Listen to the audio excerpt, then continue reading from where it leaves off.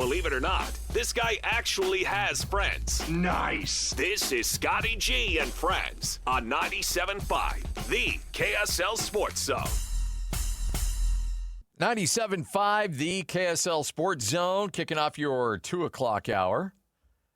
Utah Jazz announcing earlier today, Jaren Jackson will undergo surgery on his knee, kind of a precautionary surgery, and he is done for the year. So you got a little bit of a sample size of what your future next year and years going forward will look like with Jaren Jackson, and enough to certainly get you excited, that's for sure.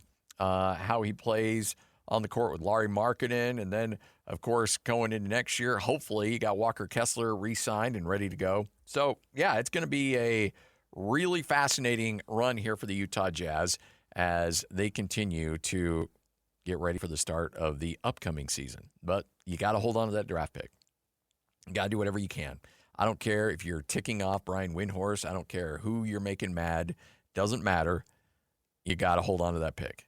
Because if that lottery balls don't go your way and you're ninth or higher, then that sucker's going to convey to Oklahoma City. And let's be honest, Oklahoma City doesn't need any help. They don't need a top 10 pick. So you want the Jazz. Again, I know you hate saying it, but it's the smart move. Lose games. Lose games. Make sure you're drafting in the top 5. You have a very strong chance in this draft to get a generational player. So go out and make it happen. It's really that simple. Now, you might get people angry about the way you do it. Don't care. Don't matter. Don't listen to them.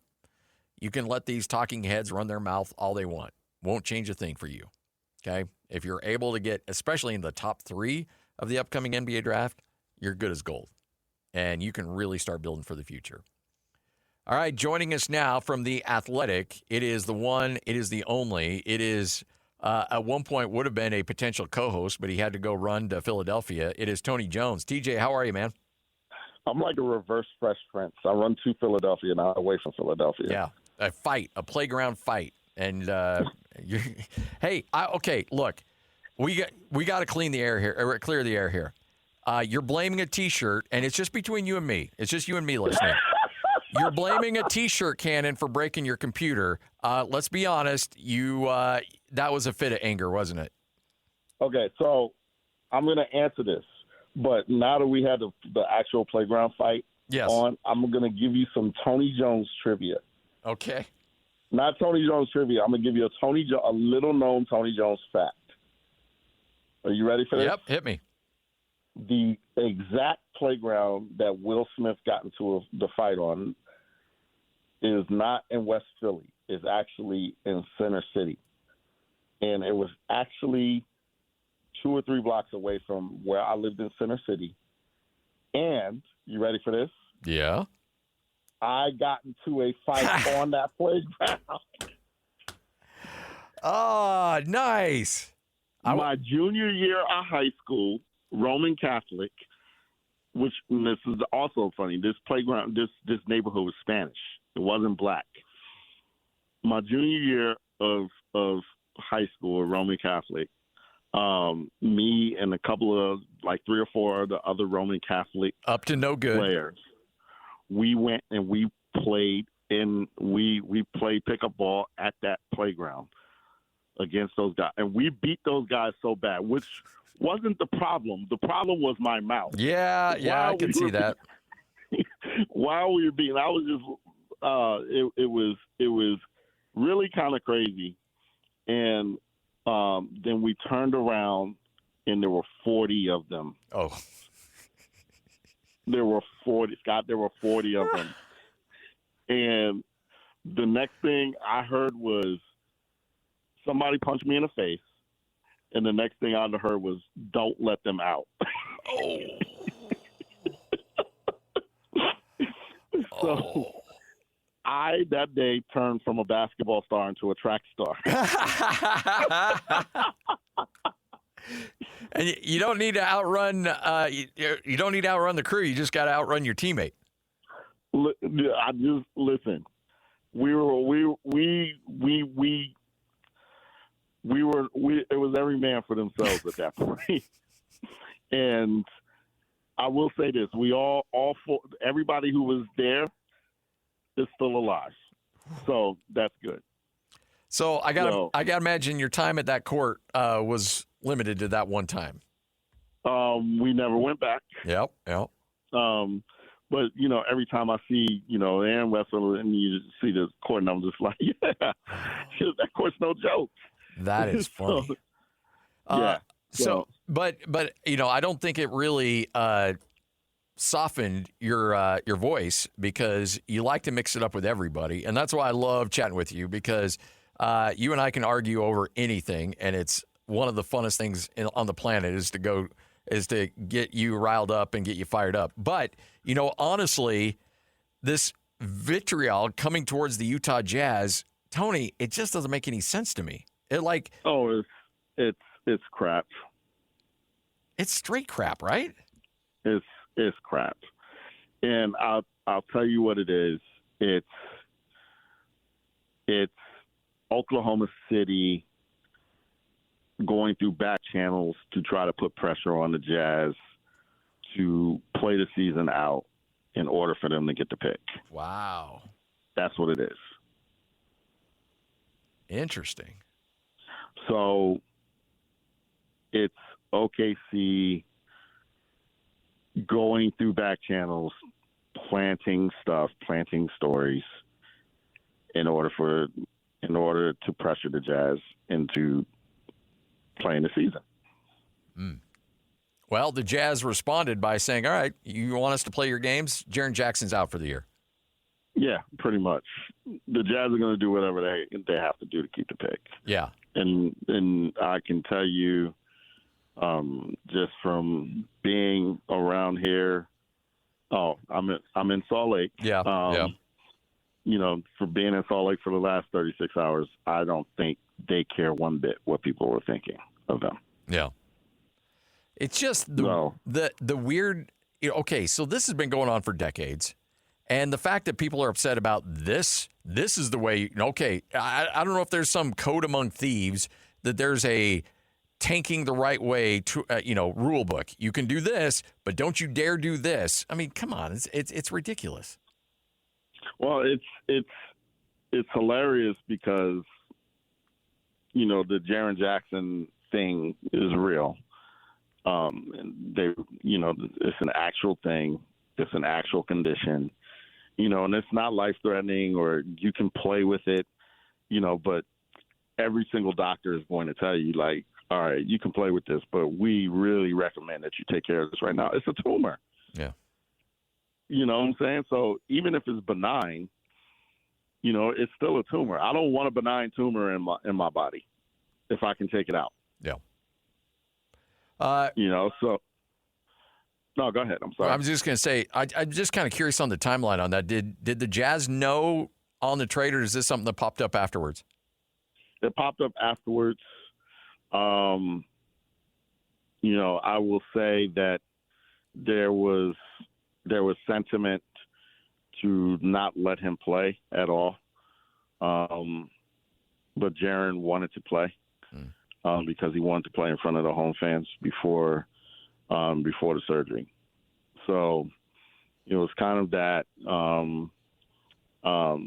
But, the irony of this is, let's take out Larry marketing because that part is what it is. But everybody who was,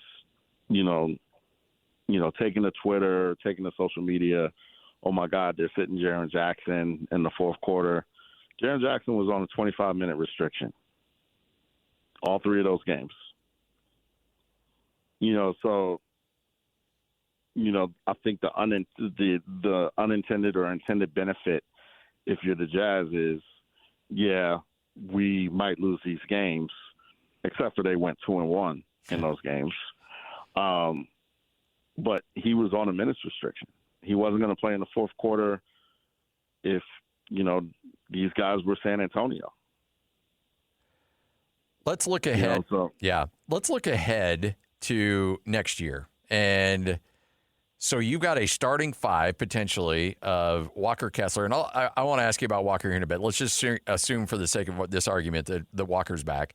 And then you've got Jaren Jackson at the 4, you got Laurie at the 3, you got Ace Bailey at the 2, and you got Keontae George at the 1. That's a monstrous lineup. How much does that help you defensively? Well, it helps you because you have 3 7-footers on the floor. And, if you're that big, and you have that many guys on the floor that are 7 feet and that big, you're going to shrink the floor. So, just by definition, there's going to be less space on the floor for other teams because you got 3 7-footers on it. Now, the benefit of that is, along with those 7-footers, they can all walk and chew bubblegum at the same time. Those guys can move. So you don't have, 7-foot stiffs out there. You got 3 7-foot athletes out there. So, that's what's going to make it really tough. And then, Walker Kessler is one of the best 5 rim protectors in the league, and Jaren Jackson Jr. is one of the best 10 rim protectors in the league. So, the weakness is, Lowry's going to have to guard some of the dynamic, small forwards in the league. He's going to have to guard like maybe the Jaylen Browns of the league and the Jason Tatums of the league, things like that. Kevin Durant, things like that. But in terms of being able to shrink the floor, it's one of the things that made the Houston Rockets really difficult to deal with because they were putting, Kevin Durant on the floor and Alfred Sengun and Steven Adams on the floor. So, if you get one of those 3 in spacing by themselves, you could take advantage of them. But when Steven Adams and Sengun is on the floor, there's no space to take advantage of. So I think that can be the Jazz on steroids because not only you have those guys, doing that on defense, but, Lauri Markkanen is one of the true 3-level scorers in this game offensively, and Jaren Jackson Jr. is not far behind. So you have 2 7-footers who offensively can just kind of wreck you, and they're on the same team. So if I were the Jazz, I'd try to get more passing on the roster. I'd try to use the cap space that I'm going to have this summer to get more veterans on the roster who can really help. But I'm really bullish on how good they can be next year. I think they can be a top 4 Western Conference team next year. When you look at Walker Kessler as a restricted free agent, it only takes one GM to set the market for a player. Everybody keeps talking about the $25 million per range. It wouldn't surprise me if somebody gave him 30 plus. Coming off that injury, what do you think the market bears for him? So I think that the two sides are about $7 million apart. I think the Jazz want to keep this in the $25 million range. I think Walker's people want around 32.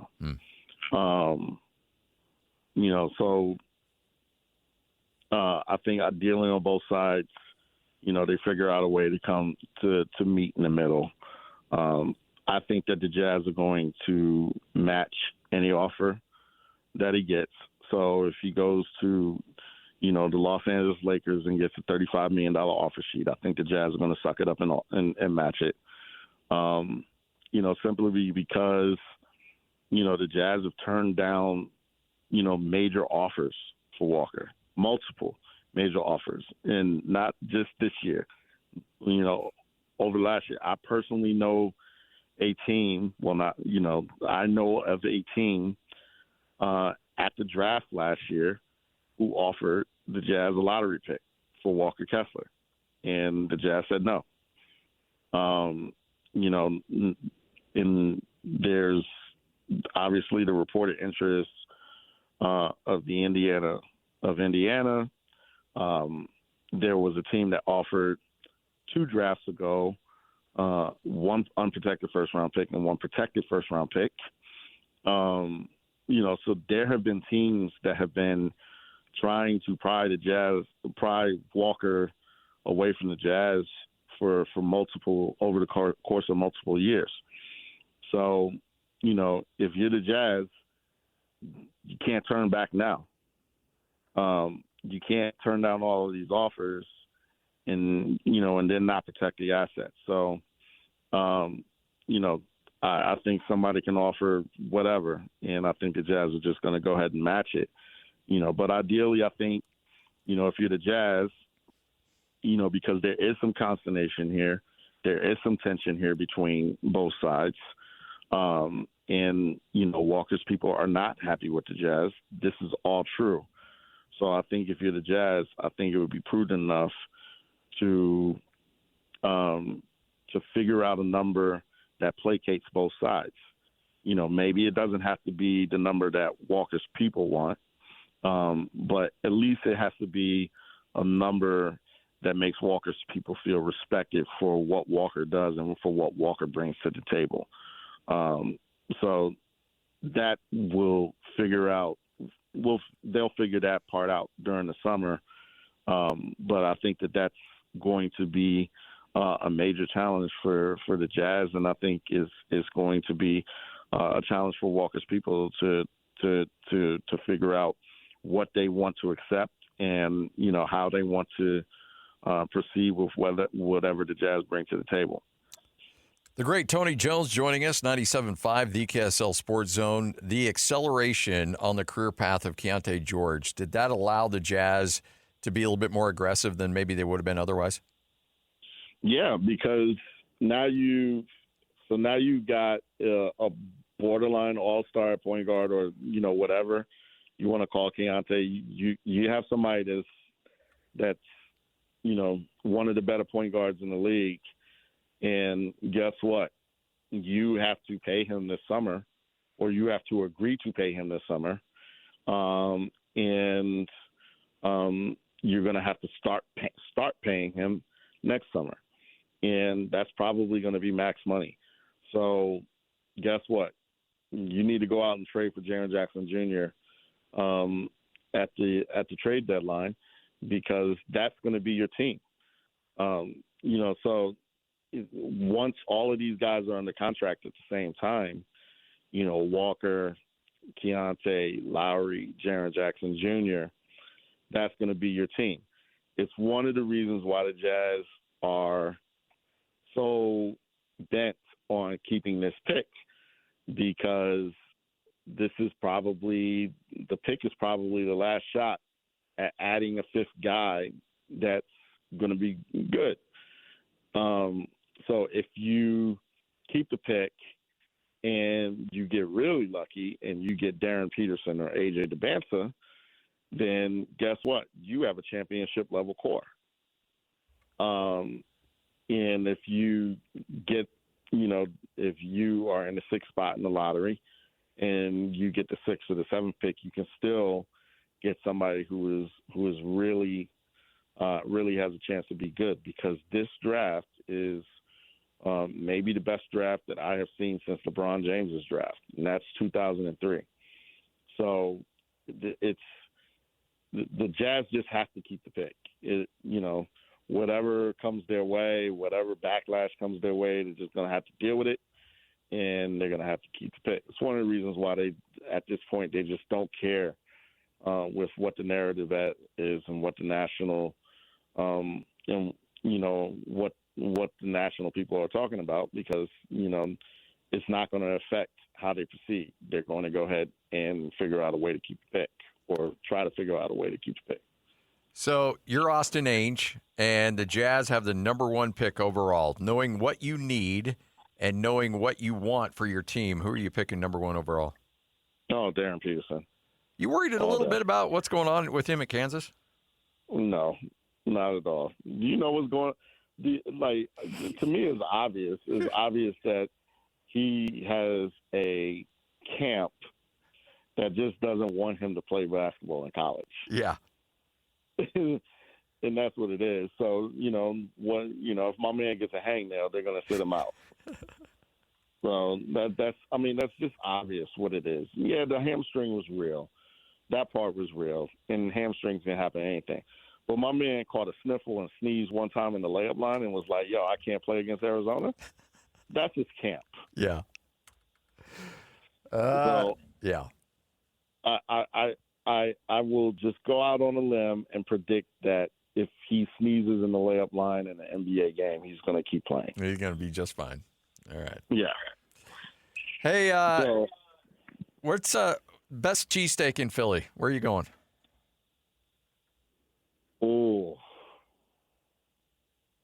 that's a good one. It's not those tourist traps like Pat's and Geno's, right? No.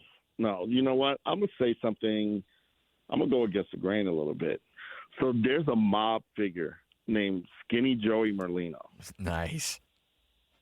who opened up a place called Skinny Joey's, which is around the corner from Xfinity Mobile Arena, which is where the Sixers play. And he's got like this great cheesesteak. Like, it's phenomenal. Me and the wife went and got in line and waited in line for like an hour in 100-degree heat. And there were these 3 girls who drove up from Virginia just to get the cheesesteak. Jeez. And then they were like drove back. And yeah, so I'm gonna say Skinny Joey's is gonna be my go-to for cheesesteak in Philly. Done and done. If I'm ever out there, you're buying. How about that? I got you, bro. I love it. Hey, you're the best, man. Let's keep in touch. And if you get bored, come back. I got radio for you. I got you, my guy. I appreciate you so much, man. You're the best. It is Tony Jones from The Athletic right here on 97.5, the KSL Sports Zone. All right, coming up next, Blake Moore, Representative Moore from the state of Utah, introducing a bill to try to figure out some issues on NIL. He will join us next, 97.5, the KSL Sports Zone. This is Scotty G and Friends on 97.5, the KSL Sports Zone. All right, 97.5, the KSL Sports Zone. Really fired up for this next conversation. There's been a lot of talk about NIL and the landscape of college athletics, and there's a lot of unintended consequences to a lot of the things that are going on right now. And here to help break it down a little bit, Representative Blake Moore from the state of Utah, who's got a bipartisan bill that has been introduced. And let's talk a little bit about that bill. Blake, first off, thanks for joining us. We appreciate it. How are you? Congratulations on your Seahawks, by the way. Yeah, thank you very much. I appreciate that. I'm doing great, and it's good to be on talk radio where, we can talk about the things that really matter. Yes. Normally we just talk about sports talk radio. Yeah. Sports talk radio. The things that really matter. Yeah, the sports, that's what really matters in life. But the No Foreign NIL Fund Act, talk a little bit about the background and why you introduced that and what you're really trying to accomplish here. It's really simple. We're just trying to get out ahead of likely and potential issues down the road with, malign forces trying to come in and influence our higher education institutions, right? Because athletics, college athletic sports, these are still scholar athletes. These are still universities, public universities. We do not need this to turn into the mess that we saw with the PGA, right? And LIV and everything. We just want to get out ahead of that because the recent lawsuit, the court decision, didn't necessarily didn't dictate this in any way, one way or the other. And we want to make sure that we're just not allowing for this type of massive, influential money to sort of infiltrate our college athletics. There's enough money as it is. We don't need this extra piece. You know what's interesting is in the press release you referenced the University of Colorado coach who went and talked to the Saudis about raising money. We know him. Trevor Riley's been on the show a couple times, and I know Trevor really well. And look, the pressure on these coaches or these administrators to find any kind of dollars that are out there is just immense. So essentially, I think this is a good way to try to protect universities from themselves because there's so much immense pressure out there to find any extra dollar they possibly can. If it's allowed. Yes, exactly. Yeah. They're gonna be forced or pressured into doing it. And so we just want to create a line here that says, hey, the NIL is a part of our athletics now. We get that. Collegiate athletics and players can take advantage of this. But this is going to be a step too far, and we do not want the Abu Dhabi Investment Authority, or Singapore's sovereign wealth fund, or even, coming in with massive investments or even, we don't even want any of our, Norway and our allies. Those are massive, massive funds that we just don't want them to, infiltrate what we're trying to do here. I couldn't agree more. And the reason I brought up Trevor is like, it's not like he felt like I didn't really want to, but I felt like I had to be creative and try to find something here. And if you limit that and say, okay, that's a line you cannot cross, then you force people to be creative in areas that are certainly within in the lines and get some guide work. Because I think, Representative Moore, I think that's what we're all looking for right now is just some guidelines and some ways in which to act. And you've seen these coaches and administrators really hoping that Congress can help out. Now, you guys have a lot on your plate, certainly, but I think any kind of guidance is certainly welcome at this point. I was so disappointed. It was about a month and a half ago. I think that was about the timeline. We had a really good bill that would still allow for tons of investment and athletes to make, I played at Utah. I redshirted at Utah State. I actually had to buy my own tracksuit as part of this has swung so far into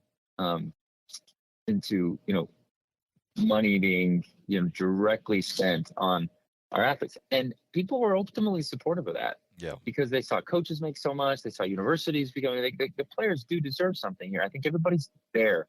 But they see it go from 0 to 60, even without a bunch of foreign money coming in, it still got out of hand really quickly. And we just want to make sure this is an area I think we can all get behind of putting some, limitations on us. We couldn't pass that bill a few months ago because it just was politically, and it's tough to do anything right now. But we think we can do something on this at least. Well, I will say this. There's a word that we don't use very often in today's political landscape, and that is bipartisanship. This is a bipartisan bill that you've introduced here. Yeah, sure. I mean, anything that actually passes Congress mostly has to be, unless it's specific to revenue one time a year. But for the most part, they all have to be collaborative. And I think folks can get behind this. Oh, there's no doubt about it. So it's been a while since I've seen the I'm a Bill cartoon in civics class back in high school. So kind of walk us through your next steps and the hope of getting this passed. Right. We do things by the book over here on my team. So look for bipartisan co-sponsorship. We'll put it through the committee of jurisdiction. And so there's a long road ahead. No question. But there's interest in this. We couldn't pass the NIL piece that we tried about 2 months ago, like I mentioned, but there's still appetite to do something. So maybe a more focused, scaled back approach that just deals with this one particular issue could be more successful, and we'll try to navigate it through. These things take some time, but it would be. I think we can all get to this place. Oh, I don't think there's any doubt whatsoever. Before I let you go, you got the Sam Darnold jersey. How cool was that? And I can't imagine as a Seahawk fan, there's been a better moment than to be able to watch your team win a Super Bowl. I'm still wearing my Steve Largent jersey. Nice. So, there you go. I mean, I'm a diehard. I was 7 years old when this became my team. We were all, as Utahns, we were either force-fed the Broncos because of the TV network, or, you were a Steve Young fan for the Niners, or, and I was like the only Seahawks fan growing up. I went through 15 years of absolute despair as a Seahawks fan. We had the roughest 90s you could have ever imagined. The tail end of the AFC West, but to beat the Broncos in the Super Bowl 10 years ago, and then to get redemption when we lost after losing to the Patriots in that horrific way we did at the 1 yard line, I'm on cloud nine. Plus, I had a Super Bowl ad for my bill. Yes. So the Invest America initiative that provides $1,000 seed funding, Trump accounts to every baby born in the next 4 years, that had a Super Bowl ad. So my team wins, my bill gets a Super Bowl ad. That's not something that's an awesome weekend. That's a heck of a day at the office right there. There's no doubt. And look, you know what? You're a diehard fan when you reference the AFC West, because the kids these days don't know that because I'm a Broncos guy, The Broncos and Seahawks, I mean, it was twice a year back in the day. So, that's when you know somebody actually knows their stuff, when they bring up the old AFC West days and Brian Bosworth. And, yeah, you did have to live through the Rick Meyer, Dave Craig era. But we definitely did, but we're better for it. Yes. We're better for it. Yes, indeed. Hey, let us know if there's anything we can do to help, any kind of guidance on NIL that we can see going forward, even at this level and going forward. Obviously, I'm all for. I know the general public is for. The college basketball fans or college athletic fans certainly are as well. We just love to see some guidelines installed in this before it's all said and done. But thank you so much for your time. Safe travels, and let's talk again soon. All right, 2:45 coming up next. We'll wrap up the show straight ahead. This is 97.5, the KSL Sports Zone. You're listening to Scotty G and Friends on 97.5, the KSL Sports Zone. All right, wrapping up another edition of the show, 97.5, the KSL Sports Zone. Remember, coming up on tomorrow's show, we will be live at Tim Daly Mazda Southtown. That's Tim Daly Mazda Southtown on Automall Drive. And we'll have a special guest, special co-host, I guess I should say, former Utah State head football coach, former Texas Tech head football coach, Matt Wells will join us coming up on the program tomorrow. So he will be our honorary co-host for the day. Next week, we've got Kevin Graham, who's going to be hanging out with us, working on a few other people. This is time where we're really going to start hitting it hard on getting some people, not necessarily, I don't want people to think it's an audition per se, but it's just look, we're going to fill this role. We're going to have a co-host. You're going to get I know people are having a hard time. I get it. You're tired of me just rambling. Totally understand. Lloyd is more than anybody. We're going to get somebody. Just give us a little bit of time. Really? Wow. You even had like a sign of you in the crowd at Utah State. That's how much people are not tired of you. I think that was more of a mocking thing. No, like they've got so. Kevin from The Office. Did you get the picture of it? Did he send it to me? No, I thought he because yeah, he was supposed to. Christian was going to send it to me. Oh, let's see. Wow. Yep, there it is. That's I'm not necessarily sure this is a good thing. I would like that sign to actually be bigger. Yeah, I do. And by the way, Dave Nellis, that's a sign of somebody just kind of, I don't know, got a picture and blew it up and put it in the crowd. So I think they stole that from the website. Yeah, they did. So, but here's the thing, Lloyd. I don't think when you're trying to make a guy miss free throws and you're putting up my picture, I don't think that's a compliment. Well, they'll put up, it's not a bad thing. That's not a bad thing. It's only a bad thing if you look at it that way. Right, and I don't think it is. They have but they do need to make it bigger. You know what else is on there? Is a wedding picture of Dave Fox. So come on. I mean, now that'll make you mess up. See, that's the thing. Look, I mean, there you go, Dave. Look at the crowd I'm dealing with there. That's not a compliment. Have you seen those like on X when somebody says retweet this for every retweet I'll make it bigger? Yeah. Oh, okay. I like that. Let's make Scotty bigger. Yeah. I don't know. Dave Nellis, America First Credit Union. That's not a compliment, Dave. Right? I'm gonna say that any exposure potentially could be good exposure. I mean, you have endearing fans out there. They're like, what could I do that's kind of funny? Yeah, all right. I would take it as a good thing. Friday edition of the show. Matt Wells will join us coming up tomorrow right here on 97.5, the KSL Sports Zone.